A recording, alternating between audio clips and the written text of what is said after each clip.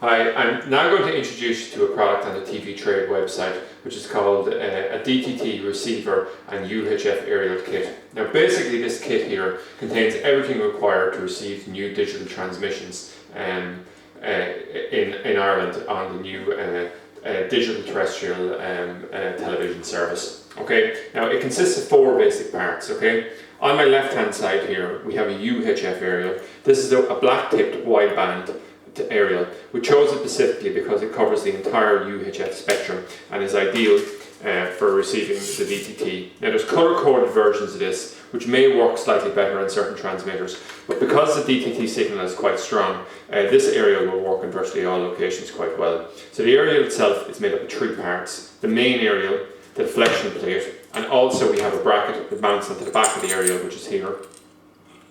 And this is used to clamp the aerial onto a pole. Okay, so that's the basic part of it. Okay, so this is the aerial part out of the way. The next part of the jigsaw is the actual bracket that this will mount on. So we have here a bracket that actually comes off of a Sky satellite dish. Now it's ideal for this. You can buy them separately off the TV Trade website. What happens is we drill 4 holes in a wall, we put it in plastic plugs, which you can see here, and the bolts then, coach screws, which will actually bolt this bracket securely onto a wall. Okay, it's quite an effective way of mounting an aerial onto a wall, and it works quite well. And for the DTT service, this is normally sufficient to get a good signal.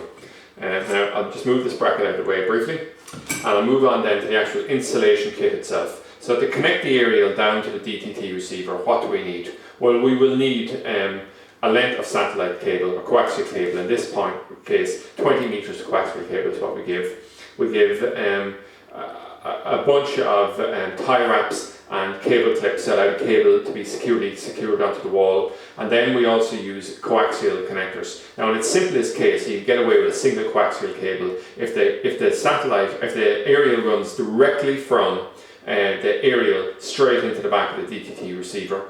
But in cases where the cable may run into the attic and join in, we've also provided, let's say, F connectors and an F joiner for joining together 2 pieces of cable. And in case there's a faceplate, which would be very much the norm in the living room, we've also provided 2 coaxial connectors and also a coax coupler, which may come inconvenient. Okay.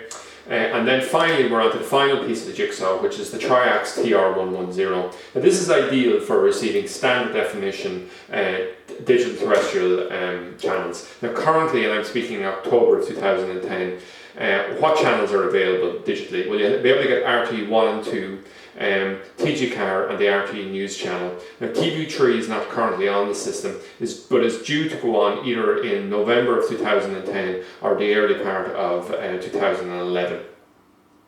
And we have a full video describing, if you click on the associated products, you'll be able to see a full video, we'll say, for how to assemble the aerial or how to program up the TR110. Now, depending as time goes on, we might actually change out to a different receiver if we got one that had more features, things like this. But currently, the ones that I see in the market, the TR110 is probably the best. So that's it more or less beginning to end. Now there's one variation of this product that's available on the website, and I'll just quickly give you an overview of this. With the variation of this product, what we would do is we would drop off the following things: the plugs and bolts here, and this bracket that will allow you to mount it on the wall. And instead of this, you could opt for, instead of mounting it on a wall, you could mount it on a chimney. So what we have here is a chimney bracket that would wrap around and use this lashing kit to securely tie it in, and U-bolts here, which will come along. And with this particular situation, what we'll have is a 1.8 meter galvanized pole here, and this pole then attaches to the chimney bracket, and we mount the TV aerial onto this. Now the advantage of using this is that the higher up the particular aerial is, the better chance of getting good reception. But in general, DTT has quite a strong reception to start with, so it may be unnecessary. The 2 big disadvantages of this is it's more expensive, number 1, but number 2 is that you need a higher level of skill to mount this, because putting on the chimney bracket, though there's a video on the website showing how to do it, it's relatively tricky.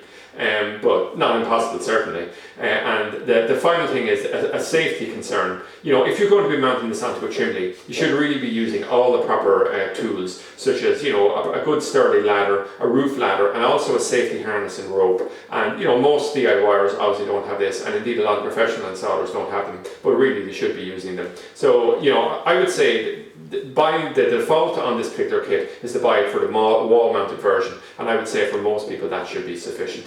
So that's it from beginning to end, an overview of a DTT receiver and a UHF aerial kit.